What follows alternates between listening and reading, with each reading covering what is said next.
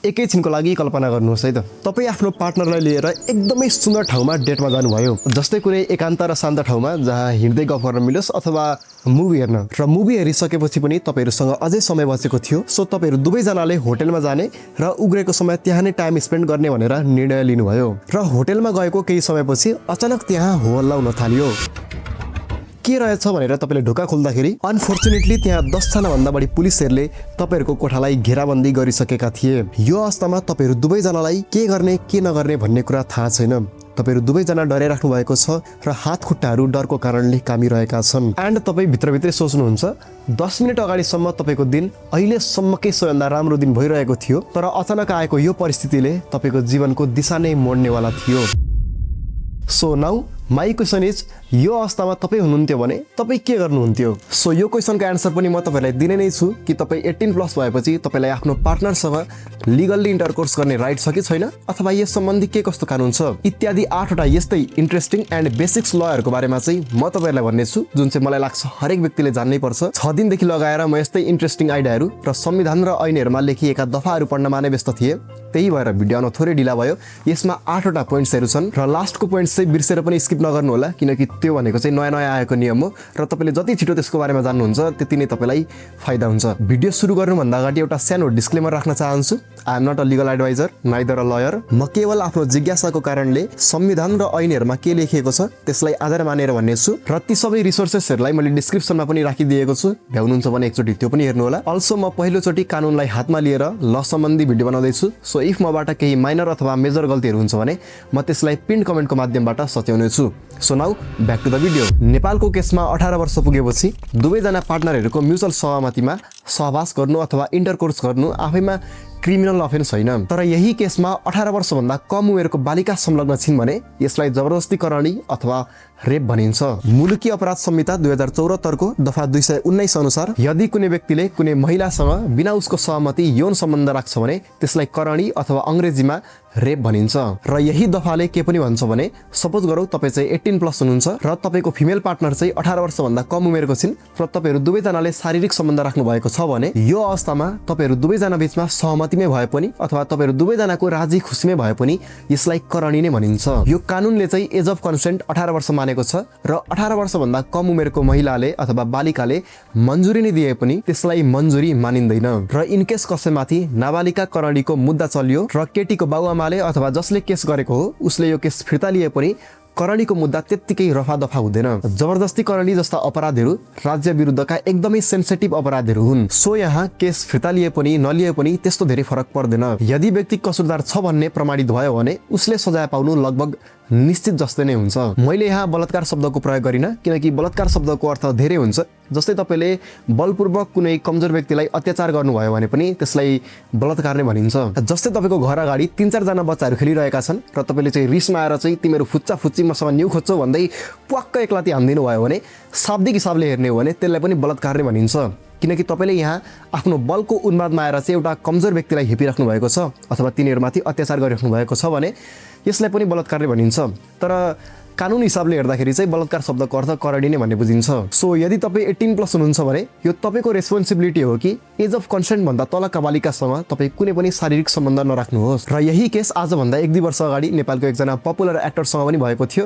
मैले यहाँ नाम त लिन मिल्दैन, बट त्यो केसको भिक्टिम पनि 18 वर्षभन्दा कम उमेरकै थिइन्। सो त्यही भएर तपाईँले आफ्नो साथीभाइहरूबाट पनि सुन्नुभएको होला कि कुनै होटलमा जाँदाखेरि तपाईँहरूको नागरिकता अथवा परिचय पत्रको माध्यमबाट चाहिँ तपाईँहरूको उमेर जाँच गरिन्छ र तपाईँहरूको रेकर्ड राखिन्छ। सो तपाईँहरूको परिचय पत्र माग्नुको रिजन पनि यही नै हो कि तपाईँहरूको भेरिफिकेसन होस्, सिम्पली यही नै हो। सो एज अफ कन्सेन्टको हिसाबले हेर्दाखेरि 18 वर्ष पुगेपछि प्रेमी र प्रेमिका बीच यानि दुई पार्टनर बीच दुवैजनाको सहमतिमा चाहिँ इन्टरकोर्स हुनु लिगल हो भन्ने कुरा बुझ्न सकिन्छ। तर यो कुरा संविधानमा अथवा कुनै पनि ऐनमा भनिएको छैन कि तपाईँ 18 वर्ष पुगेपछि चाहिँ तपाईँले लिगली नै इन्टरकोर्स गर्न पाउनुहुन्छ, र कुनै कानुनमा गर्नु हुँदैन भनेर पनि भनेको छैन। जसरी लिभिङ टुगेदरलाई राज्यले कुनै कानुनी मान्यता दिएको छैन, त्यसरी नै 18 वर्ष पुगेपछि शारीरिक सम्बन्ध गाँच्नु हुन्छ कि हुँदैन भन्ने कुरालाई पनि महत्त्व दिएको छैन। तर संविधानले हरेक व्यक्तिलाई मौलिक हक अन्तर्गत व्यक्तिगत व्यक्तिगत स्वतन्त्रताको अधिकार र गोपनीयताको अधिकारहरू दिएको छ जसले तपाईलाई स्वतन्त्र भएर बाँच्ने अधिकार दिन्छ। सो दुवै पार्टनर बीच म्युचुअल सहमतिमा हेल्दी तरिकाले इन्टरकोर्स गर्नु यसलाई कुनै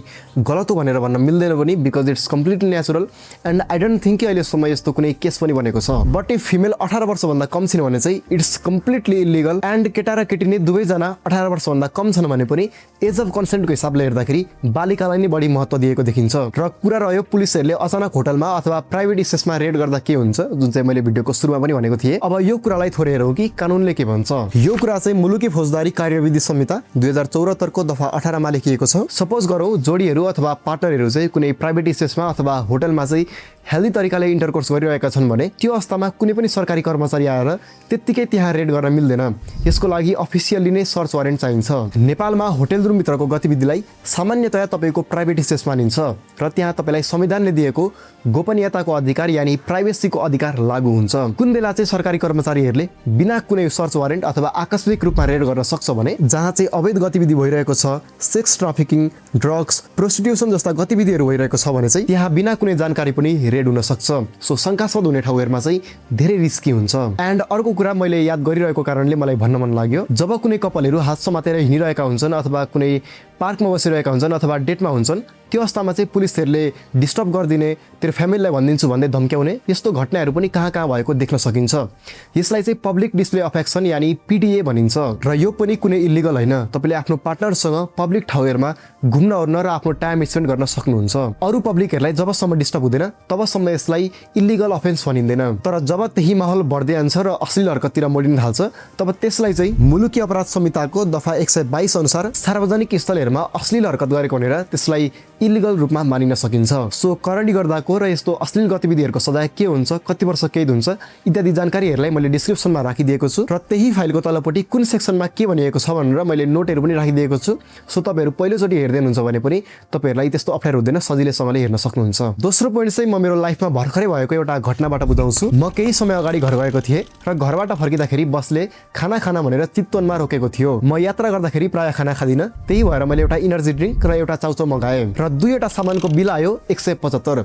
युजली यहाँ त्यस्तो धेरै प्राइस डिफरेन्स छैन र जब तपाईँले इनर्जी ड्रिङ्कको र चाउचाउको एक्चुअल प्राइस क्यालकुलेट गर्नुहुन्छ भने त्यो 150 मात्रै हुन्छ। यानि त्यो पसलको व्यापारीहरूले मलाई MRP भन्दा बढीमा बेचिरहेका थिए। मलाई त्यो समयमा यस सम्बन्धी त्यस्तो केही थाहा थिएन, सो मैले त्यहाँ केही बोल्न पनि मिलेन। बट नाउ यदि कुनै व्यापारीले प्रोडक्टमा राखिएको MRP लेभल भन्दा बढीमा 5 रुपैयाँ पनि बढीमा बेच्छ भने उपभोक्ता संरक्षण ऐन 2075 को दफा 40 को उपदफा 3 अनुसार उक्त व्यापारीलाई 6 महिनासम्मको कैद सजाय र 1 लाख रुपैयाँसम्मको जरिवाना हुन सक्छ। त्यही भएर कुनै व्यापारीले MRP प्राइस भन्दा बढीमा बेच्दैछ भने तपाईँले यो कुरा व्यापारीहरूलाई प्रष्ट रूपमा सम्झाउन सक्नुहुन्छ कि संविधानको धारा 44 र उपभोक्ता संरक्षण ऐनको दफा 19 अनुसार कुनै व्यापारीले MRP यानि म्याक्सिमम रिटेल प्राइस भन्दा बढीमा बेच्न मिल्दैन। चाहे त्यो सिनेमा हल होस्, हाइवेको कुनै रेस्टुरेन्ट होस्, कुनै दुर्गम ठाउँको कुनै एउटा पसल होस्, दिन होस् वा रात होस्, कुनै पनि व्यापारीले ऐन भन्दा माथि उठेर कुनै पनि सामान बेच्न पाउँदैनन्। पहाड अथवा दुर्गम ठाउँतिरको पसलहरूमा ट्रान्सपोर्टेसनको र लोजिस्टिकको खर्च भनेर MRP भन्दा बढीमा बेच्ने गरेको देखिन्छ। त्यस्तो हुँदाखेरि हामी यत्रो सामान बोकेर ल्याएका छन् भनेर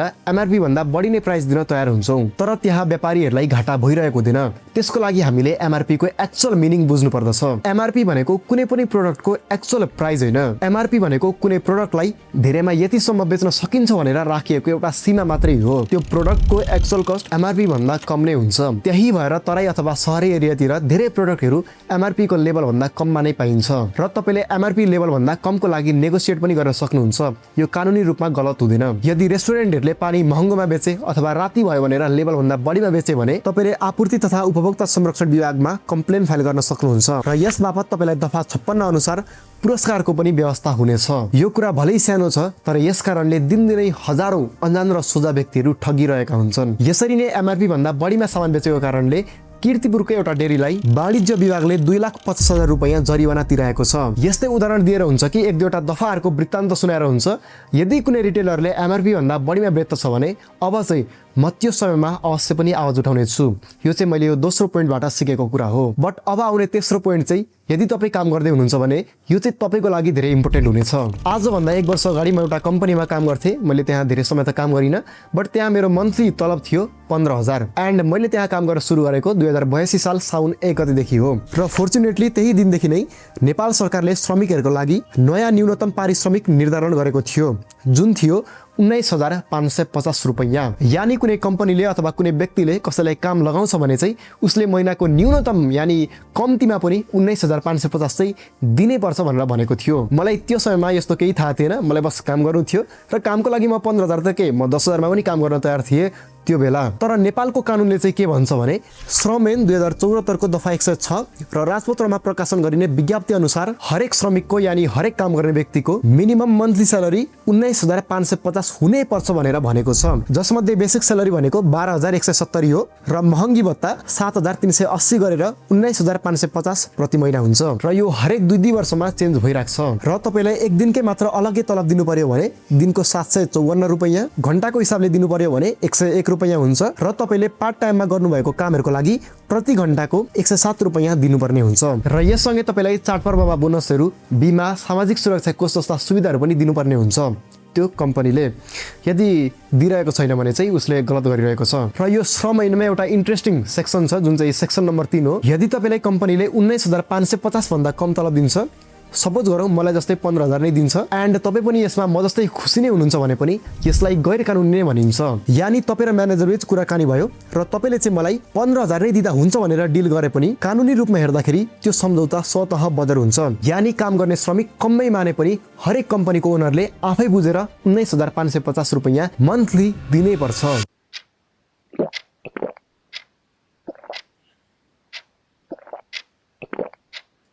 अहिले भिडियो हेर्दै गर्नुभएको व्यक्तिहरूमध्ये अधिकांश व्यक्तिहरू 18 वर्ष पुग्नुभयो होला र 18 वर्ष पुगेपछि भित्रैबाट नै एक प्रकारको ब्याङ्क एकाउन्ट खोल्ने रहर हुन्छ। मसँग त 18 वर्षमा पर्खिने धैर्यता पनि थिएन, सो मैले माइनर एकाउन्ट खोलेको थिएँ। बट तपाईँले जुनै एकाउन्ट खोले पनि त्यस्तो धेरै फरक पर्दैन, तर तपाईँले एउटा कुरामा चाहिँ विशेष ध्यान दिनु होला। ब्याङ्क एकाउन्ट खोलेपछि तपाईँहरूलाई यस्तो एउटा चेकबुक दिइन्छ, भले तपाईँसँग अहिले यस्तो नहुन सक्छ, तर पछि तपाईँले काम गर्न थालेपछि यो झिक्नुपर्ने बाध्यता हुन सक्छ। यो चेकबुक यति संवेदनशील कुरा हो कि यसबाट एउटा सानो गल्ती भयो भने पनि यसले तपाईँलाई अदालतसम्म पुर्याउन सक्छ। उदाहरणको लागि तपाईँको चेक हराएर कसैको हातमा पुग्यो र उसले चाहिँ आफै साइन गरेर चाहिँ कुनै एमाउन्ट झिक्ने प्रयास गर्यो अथवा त्यो चेकबाट चाहिँ अरू कोही व्यक्तिसँग नै कारोबार गरियो भने र जब पछि त्यो चेक ब्याङ्कमा विथड्र गर्दाखेरि तपाईँको हस्ताक्षर मिलेन अथवा पर्याप्त पैसा नभएको कारणले चेक बाउन्स भयो भने बैंकिङ कसूर तथा सजाय ऐन 2064 अनुसार यसबाट त्यो झिक्ने व्यक्तिलाई हैन, त्यो जसको चेकबुक हो यानी तपाईलाई चेक बाउन्सको केस लाग्न सक्छ र तपाईले कहिले नजिकेको पैसाको भरपाई पनि तपाईले आफै गर्नुपर्ने हुन सक्छ।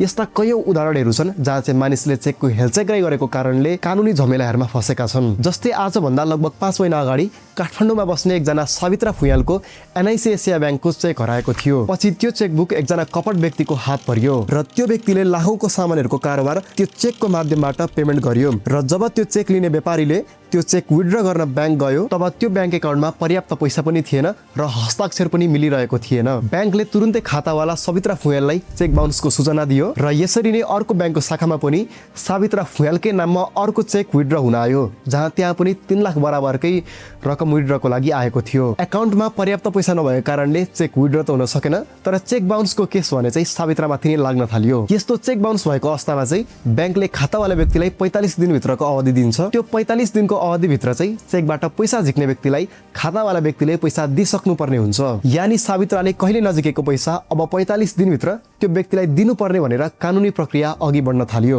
यस्तो घटनाहरूमा फस्यो भने बिना कारण कानुनी झमेलामा परिन्छ।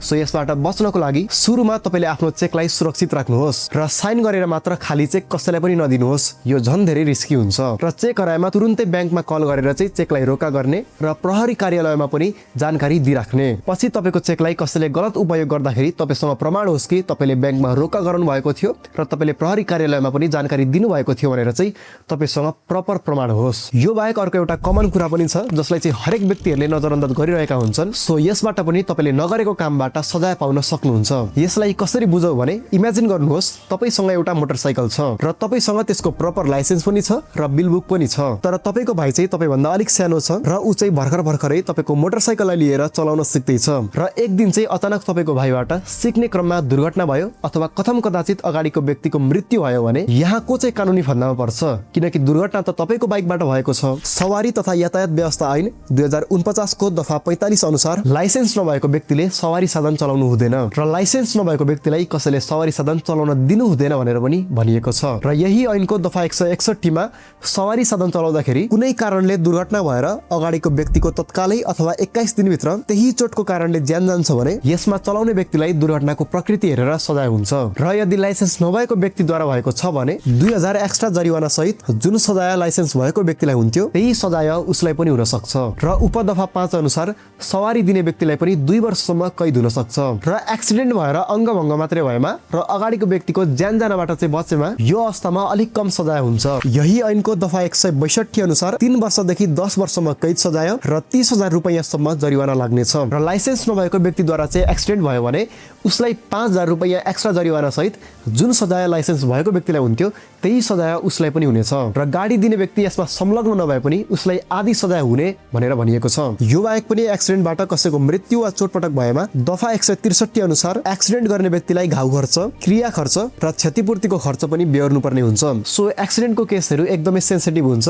र अझ तपाईँको गाडी लिएर चाहिँ कसैले दुर्घटना गर्यो भने नखाएको विष लाग्नु सरहने बिना कुनै कारण कानुनी झमेलामा फसिन्छ। अब मैले भन्न गइरहेको पोइन्ट्स तपाईँलाई त्यति महत्त्वपूर्ण नलाग्न सक्छ, बट त्यो कति महत्त्वपूर्ण छ भनेर चाहिँ मैले आजभन्दा लगभग 2 वर्ष अगाडि बुझेको थिएँ। त्यो समयमा म बिर्तामोडमा बस्थेँ र एक दिन चाहिँ म सब्जी लिएर आउँदै थिएँ कि बाटोमा अचानक एउटा बस र बाइक बीच दुर्घटना भयो। हेर्दा हेर्दै त्यहाँ मान्छेहरूको भिड हुन थाल्यो र मोटरसाइकलमा बसेका 2 जना व्यक्तिहरू पुरै रक्तम्मै भइसकेका थिए। कसैले भन्दै थिए एम्बुलेन्सलाई फोन गर, होइन एम्बुलेन्स आउन ढिलो हुन्छ, कसैको बाइकमा हालेर लग्नुपर्छ, यस्तो आवाजहरू आउँदै थिए। तर त्यहाँको परिस्थिति नै यस्तो बनिसकेको थियो कि उनीहरूको लागि एम्बुलेन्स नै सबैभन्दा उपयुक्त हुन्थ्यो। त्यहाँबाट 1-2 जना मानिसहरूले एम्बुलेन्सलाई कल गरे र एम्बुलेन्स आएर घाइतेलाई लगेपछि सबैजना मानिसहरू आफ्नो बाटोतिर लागे। तर म भने त्यो समयमा सोच्दै हिँडिरहेँ, किनकि जुन बेला मैले त्यो एक्सिडेन्ट देखेको थिएँ मैले तुरुन्तै एम्बुलेन्सलाई कल गर्न खोजेको थिएँ, तर लिटरली मलाई कुनै एम्बुलेन्सको नम्बर नै थाहा थिएन, न कसैको सेभ नै थियो, न कुनै हस्पिटलको नै नम्बर थियो। धन्न त्यहाँ धेरै मानिसहरू थिए र कसैले फोन गरे, तर कुनै समय मेरो अगाडि घाइते छ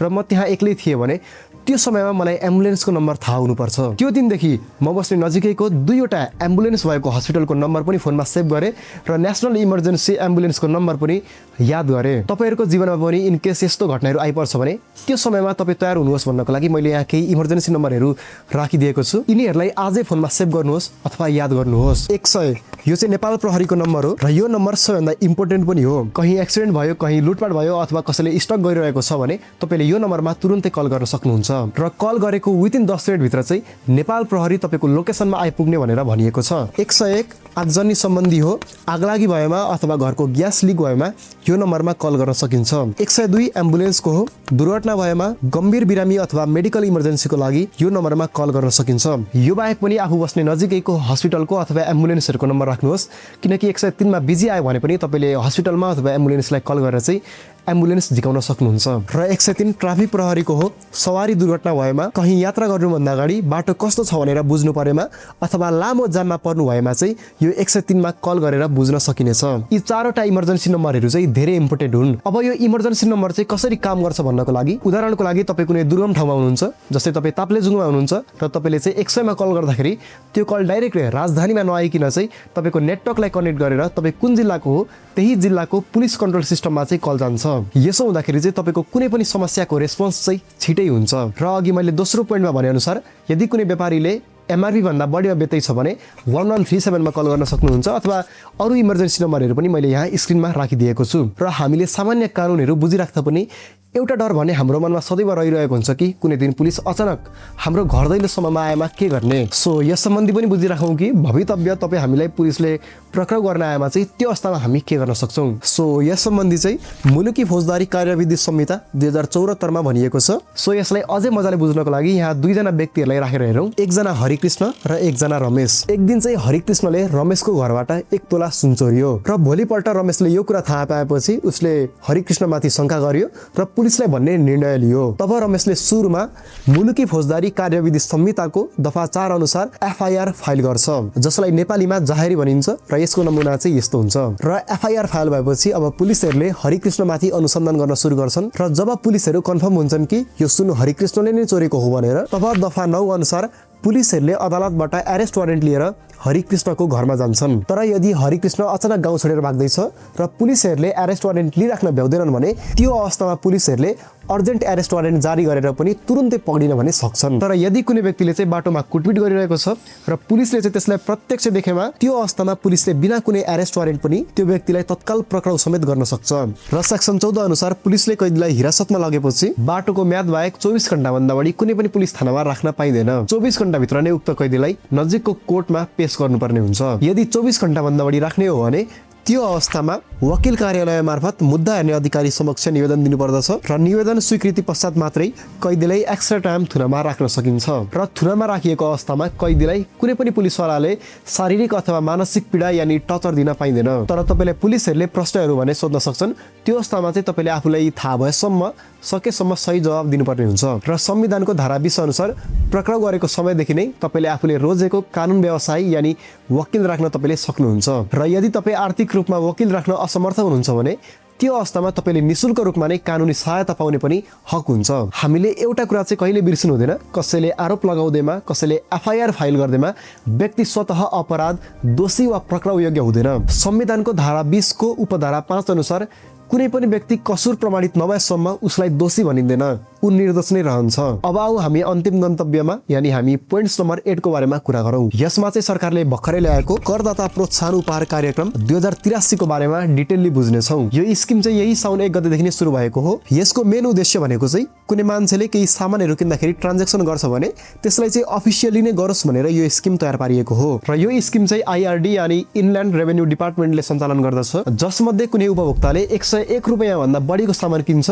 र उसले बिल लिन्छ भने चाहिँ ऊ यो कार्यक्रममा सहभागी हुन सक्छ। यसबाट चाहिँ हरेक एक दिनमा एक जना व्यक्तिहरू छानिन्छन् र को छानिए भनेर यसको रिजल्ट चाहिँ हरेक महिनाको 1 गते र 16 गते यानी 15 दिनमा अनाउन्स गरिन्छ। जसमा जित्ने विजेताले 1,33,334 रुपैयाँ पाउँछ र त्यति मध्ये पनि एकजनाले चाहिँ एकैचोटि 10 लाख रुपैयाँ पाउँछ। जसमा चाहिँ आकस्मिक लाभ कर यानी 25% ट्याक्स काटेर चाहिँ जित्ने विजेतालाई इन ह्यान्ड क्यास दिइन्छ। यानी 1,33,334 रुपैयाँबाट लगभग ट्याक्स पछि 1 लाख रुपैयाँ पाइन्छ र 10 लाखबाट लगभग 7,50,000 जति पाइन्छ। यसमा सहभागी हुन तपाईँले केही कुराहरुमा ध्यान दिनुपर्ने हुन्छ। तपाईँले अनलाइन ट्रान्ज्याक्सन गर्नुहुन्छ भने त्यो तपाईँको बिलको डिटेल्सहरू आफै विभागमा पुग्छ। यानी अनलाइन पेमेन्ट गर्दाखेरि तपाईँ केही नगरी आफै नै सहभागी बन्नुहुन्छ। तर एउटा कुरा चाहिँ ध्यान दिनु होला, व्यापारीले तपाईँलाई क्यूआर दिने बेलामा मर्चेन्ट ब्याङ्किङको क्यूआर नदिकिन आफ्नो पर्सनल व्यक्तिगत खाताको यानी व्यक्तिगत ब्याङ्क एकाउन्टको क्यूआर दियो भने त्यो अवस्थामा चाहिँ तपाईँ सहभागी बन्नुहुन्न। त्यस्तो हुँदाखेरि तपाईँले क्यूआर माग्दाखेरि भर्सक पसलको नाममा नै खोलिएको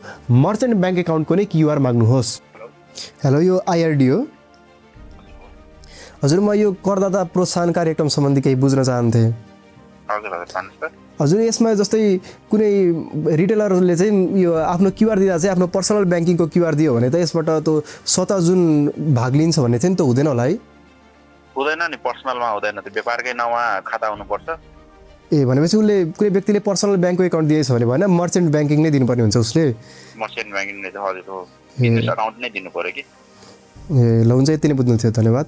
र तपाईँले तुरुन्तै सहभागी भएको कुपन कोडहरू पाउन सक्नुहुन्छ। तर तपाईँ छानिनु भयो भने दफा 6 को अनुसूची 7 अनुसार तपाईँलाई आईआरडीले आफै कल गरेर सूचना दिनेछ। प्लस एउटा कुरा याद गर्नु होला, तपाईँ यदि लकी विनर पर्नुभयो भने तपाईँले आफ्नो प्राइज लिन नजिकको आईआरडी यानी आयकर विभागमा जानुपर्ने हुन्छ।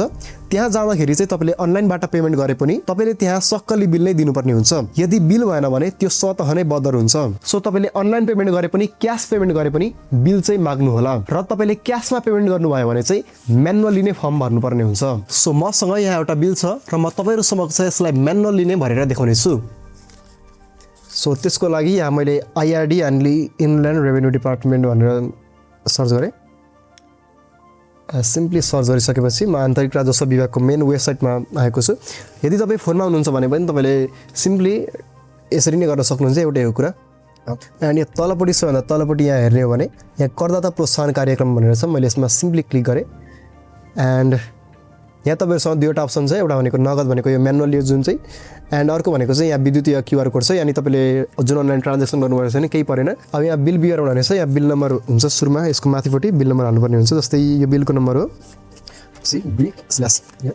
एन्ड विक्रेताको प्यान नम्बर भनेको छ, यसमा प्यान आइडी हाल्नुपर्ने हुन्छ 601795 032 एन्ड बिल कुल रकम भनेछ कति रुपियाँ तपाईँले खर्च गर्नुभयो यसमा 520 एन्ड नाममा सिम्पली राखेँ एन्ड यहाँ यता मोबाइल नम्बर एन्ड यहाँ तपाईँको ठेगाना राख्दा हुन्छ एन्ड पुरस्कार कुपन सृजना गर्नुहोसमा म सिम्पली यहाँ क्लिक गर्छु and here it is and तपाईँले यसलाई सिम्पली यहाँ पिएनजीको माध्यमबाट चाहिँ डाउनलोड गर्न सक्नुहुन्छ एन्ड इनकेस यो चाहिँ तपाईँलाई पछि पऱ्यो भने काम लाग्न सक्छ यदि परेन भने त यो कुनै फाइदै छैन एन्ड यो बिल चाहिँ सुरक्षित राखिराख्नु होला पछि इनकेस तपाईँको पऱ्यो भने चाहिँ त्यो अवस्थामा तपाईँलाई यो बिल चाहिन्छ यदि बिल भएन भने चाहिँ त्यो तपाईँको स्वतः बदर हुन्छ तपाईँले जित्नु नै भयो भने पनि so this bill is very important पछि इनकेस पऱ्यो भने तपाईँले बिल परिचय पत्र ब्याङ्क एकाउन्ट र प्यान नम्बरको आवश्यकता पर्न सक्छ प्यान कार्ड तपाईँसँग छैन भने पनि तपाईँले आइआरडीमै बनाउन सक्नुहुन्छ यसमा कुनै चिन्ताको कुरा भएन त्यो पनि त्यही ट्याक्स काट्नको लागि नै हो एन्ड अरू भनेको तपाईँले परेको 15 दिनभित्र नजिकको आयकर विभागमा जानु भएन भने त्यो तपाईँको विनिङ प्राइज स्वतः नै प्रधानमन्त्रीको उद्धार कोषमा जान्छ